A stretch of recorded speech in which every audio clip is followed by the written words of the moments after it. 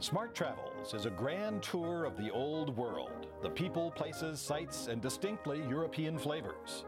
Our host is travel writer and columnist Rudy Maxa, Public Radio's original savvy traveler. Now, tips, trips, and secret places on Smart Travels.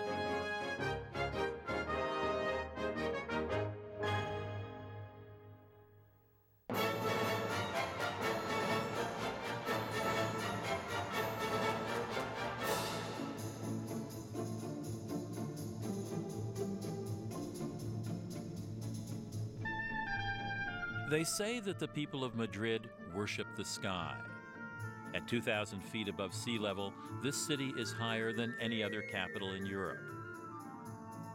Through rarefied air, the cobalt sky hovers above an expanse of urban avenues.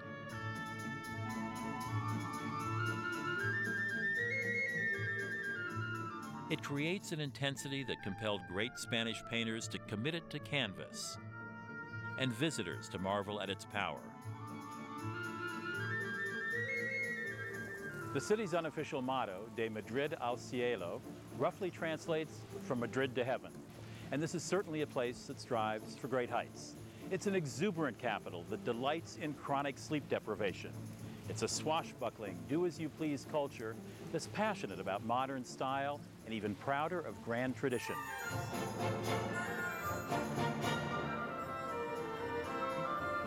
Madrid is the center of Spain, both figuratively and literally. It was in the 16th century, at the height of Spain's golden age, that King Philip II chose Madrid as the capital of his kingdom. It was really a quirk of fate. Philip selected Madrid because it was at the geographical center of the country, and what was once a small, nondescript town soon blossomed into the nerve center of a vast, fabulously rich empire.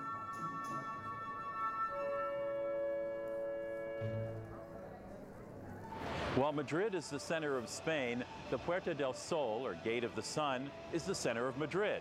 And for hundreds of years, it's been its spiritual center as well.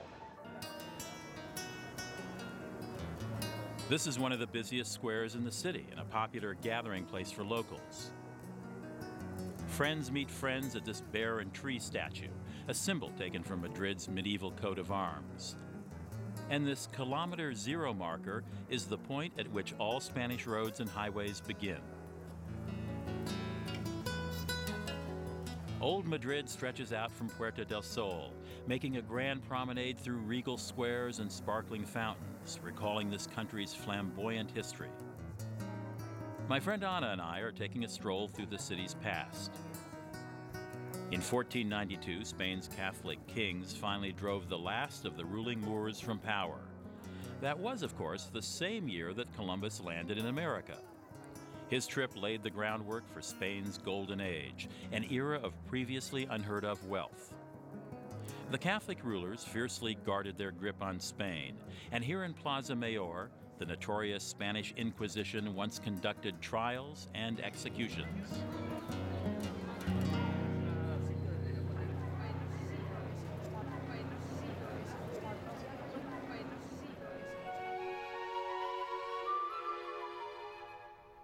The Royal Palace of Madrid is 2,000 rooms of imperial lavishness that serves as the official residence of the King of Spain.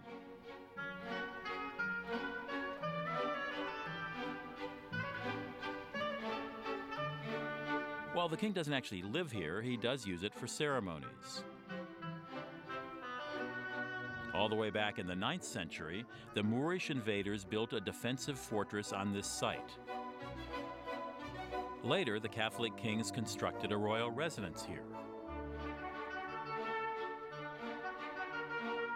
Thanks to some strategic marriages with other European nobility, the Spanish royalty wound up as part of the powerful Habsburg family and greatly increased its influence across Europe.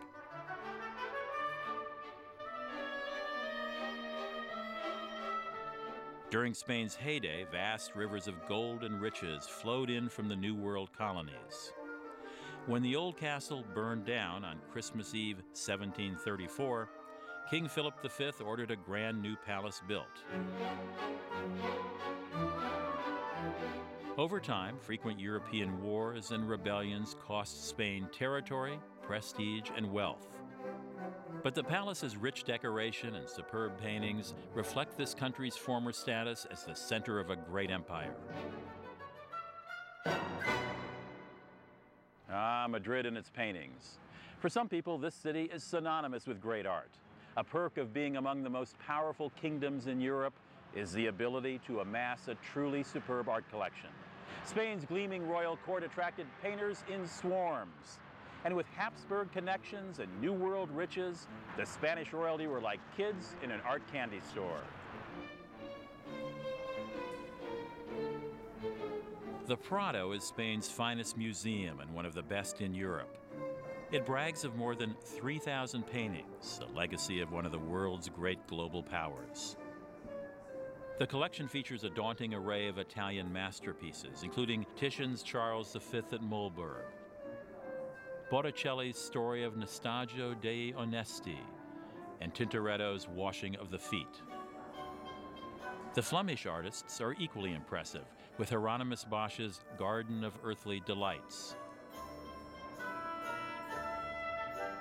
and van der Weyden's Descent from the Cross. But there are three names that are most often associated with the Prado and the glory days of Spanish painting. They're El Greco, Velázquez, and Goya.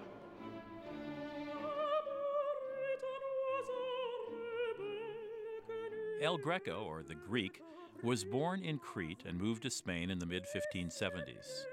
The artist soon became interested in mannerism, that style of painting that was a reaction against the perfect proportions of the High Renaissance.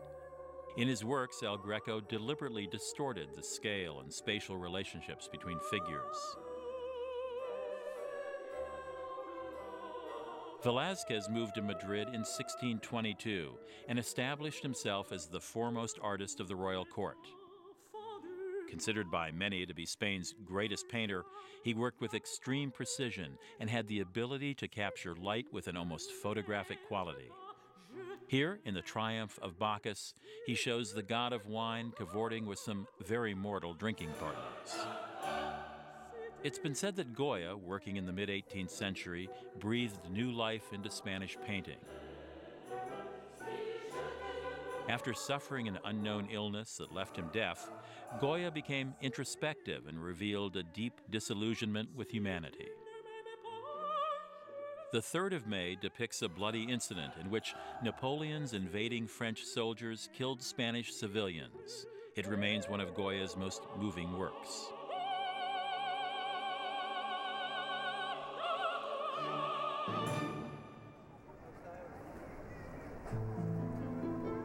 Besides the Prado, Madrid hosts several other terrific museums. The Reina Sofia offers up an outstanding collection of modern art, and the eclectic Thyssen-Bornemisza runs the gamut from classical to modern. But if you're interested in a more intimate glimpse of a Spanish master, head to the northwest side of the city. In the Hermitage of San Antonio de la Florida, you'll find one of Goya's more remarkable works. The lavishly beautiful fresco covering the building's dome and cupola has been called Goya's Sistine Chapel.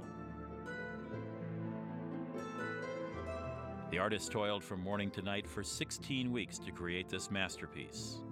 In his depictions of the miracles of St. Anthony, Goya irritated local nobles by including elements of common street life, such as beggars, prostitutes, and stoneworkers. But when King Charles IV approved the painting, the rest of the nobility fell in line. After Goya's death, the artist's tomb was appropriately placed here. There was a time when tourists thought that the Prado was just about the only reason to come to Madrid. Sure, that great museum alone is worth the trip, but there's much, much more to Madrid. This is one of the liveliest, most fun-loving cities in all of Europe. Madrid's wealth of restaurants includes some great old traditional offerings.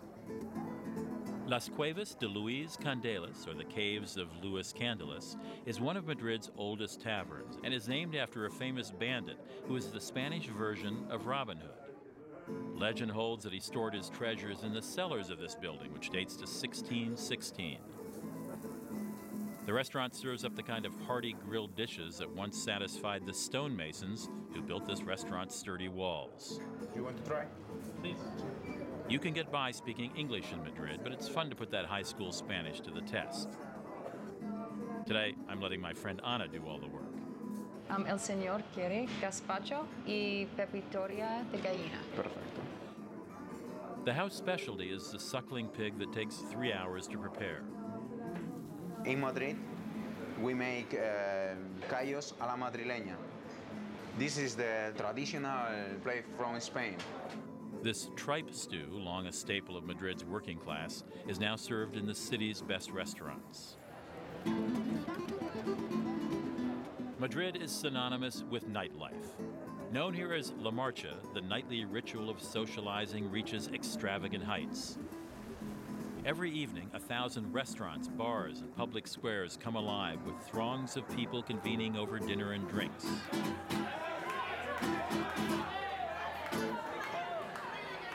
To the rest of Spain, the people of Madrid are known as Los Gatos, or the cats, because of their nocturnal ways.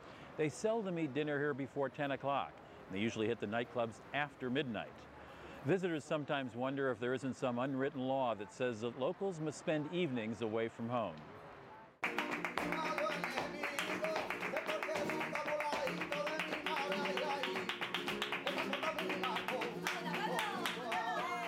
When in Madrid, the one must-see entertainment has to be flamenco. It's the traditional song and dance of the gypsies of southern Spain, and it's one of the country's greatest gifts to musical art.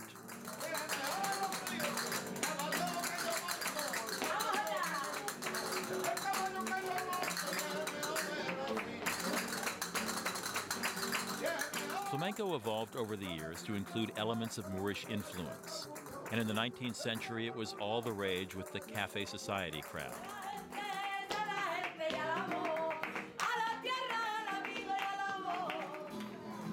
Outside of southern Spain, Madrid is the best place to enjoy this style of music. The core of flamenco is voice accompanied by guitar. Although dance is not a required element, it adds an exciting touch to these emotional performances.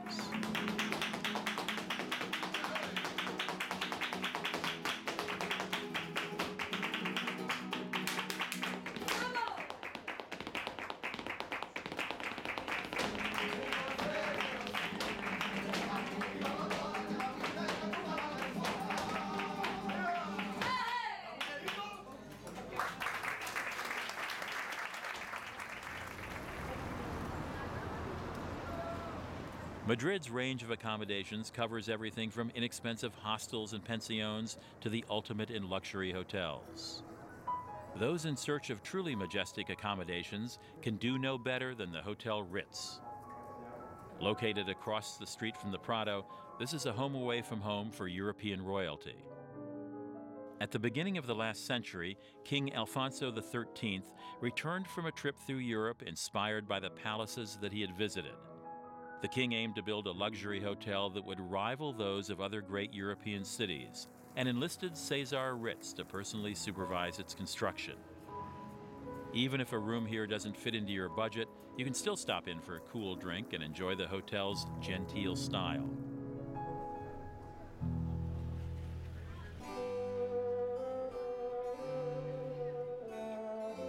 For even more of genteel Madrid, you can visit the Convento de las Descalzas Reales. Once a religious hideaway in the heart of old Madrid, it now offers a public peek behind the walls of a convent from the city's early years. In the mid-16th century, this was a sanctuary for women of royal blood who chose not to marry or simply wanted to be the bride of Christ. Since the women who came here brought with them dowries, the convent became quite well-to-do. Its exquisite art collection contains paintings by Titian, and the walls are adorned with sumptuous tapestries designed by Rubens. Despite the convent's wealth of artwork, by the 20th century, the sisters here were in financial straits. Finally, the Pope granted special permission to open the monasteries belonging to Spain's trust as museums.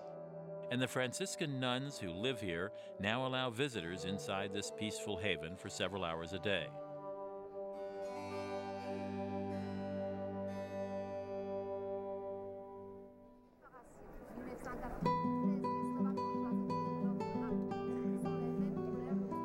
Tapestries have always been important to Madrid's upper class. In 1720, Philip V established the Royal Tapestry Factory to cater to the Spanish nobility's appetite for the finer things in life. Here, some 70 workers produced tapestries and carpets using 200-year-old techniques. The centuries-old process of making exquisite, not to mention expensive tapestries, is still expertly carried out. The factory's most famous employee was none other than the artist Goya himself, who was hired to create drawings, or cartoons as they're called here, on which the tapestry patterns were based. Well, Goya in 18th century painting sketches to make tapestries. And they are preparing in this loom on the left, they are preparing a work to make one tapestry from Goya. Although it was considered somewhat menial work, Goya's drawings provided him a reasonable living for about 20 years. Today, the government and private customers often bring antique carpets and tapestries here for restoration.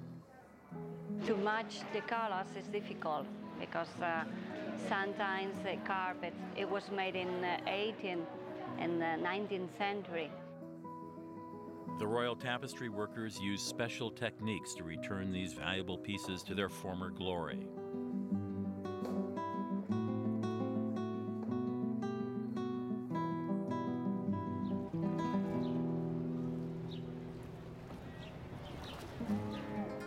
After the intensity of Madrid's art and city sights, a stroll through Retiro Park is a great way to unwind. The large, lovely gardens are alive with locals enjoying the dazzling sunlight and that famous blue sky.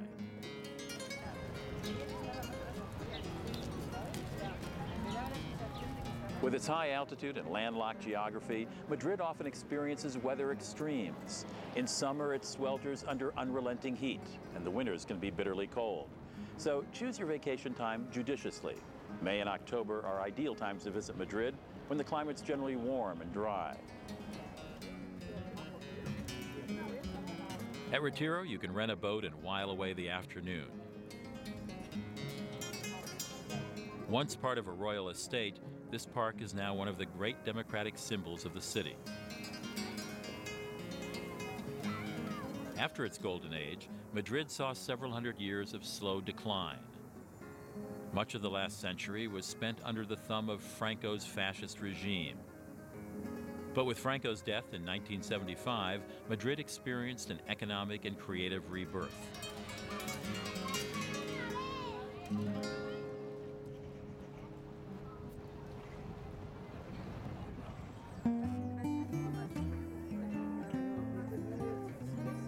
Educating Spaniards about the need to protect the natural world is the aim of the Faunia Environmental Park. Yes, you might be surprised to find a polar habitat right here in the heart of Spain. Faunia, several miles outside the city center, isn't a conventional zoo. It's a collection of conservatories that mimic different ecosystems. Here, more than 4,000 animals live among 72,000 trees and shrubs. The park uses special technology to recreate the world's major climatic zones. The idea is to maintain the animals' natural habitats while letting visitors get up close and personal.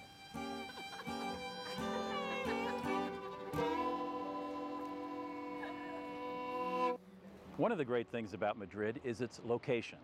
Fascinating sights ring the city, and there are several easy side trips that you can make from here. There's El Escorial, beautiful Segovia, and the walled city of Avila, to name a few.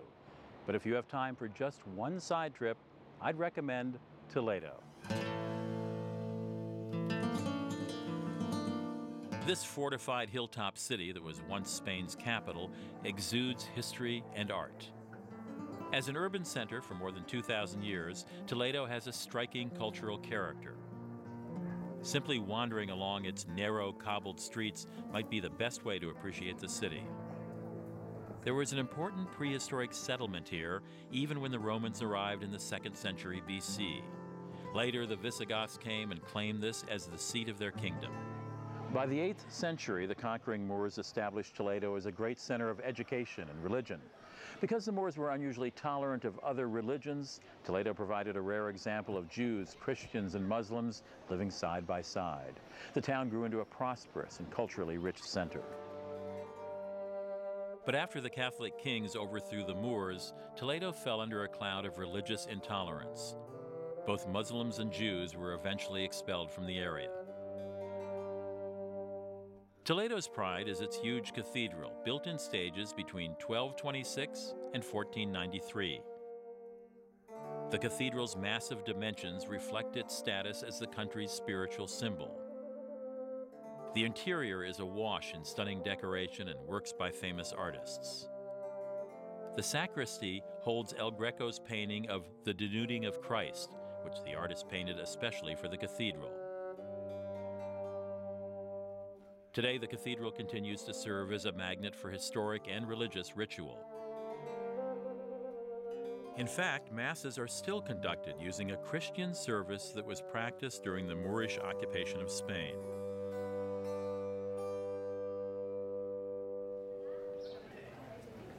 Toledo is a gold mine for jewelry lovers who will find endless shops advertising Damascene. For centuries, the Egyptians, Greeks, and Romans practiced this art of interlacing gold and silver thread onto iron. The technique was later introduced into Spain by the Moors. This is the kind of jewelry that Toledo is famous for, and it's been around since the Moors were here. They first take a piece of steel, it's dipped into acid, they encrust it with designs, and then later they put pieces of either 18 karat, 24 karat, and silver thread, and it's all encrusted by hand. One needs to have extremely good vision and extremely steady hands. It could take me a lifetime. For years, Toledo traded on its reputation as a consummate sword-making center. From the 15th to 17th centuries, a prominent blade-making industry flourished here, and even today, the city still supplies filmmakers and collectors around the world with weaponry. Medieval swordsmen knew that the outcome of a fight depended not only on the fighter's personal ability, but also on the quality of his weapon. And the exceptional hardness of Toledo swords made them the most desired weapons in the world.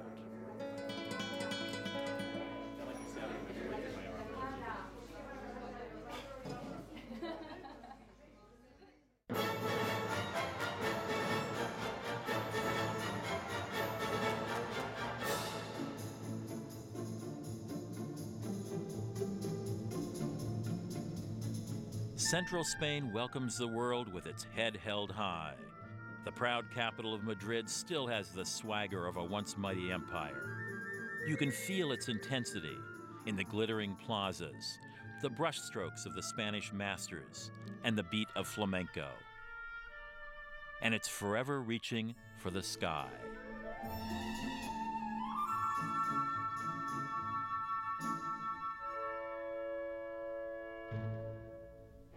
As they say here in Spain, from Madrid to heaven.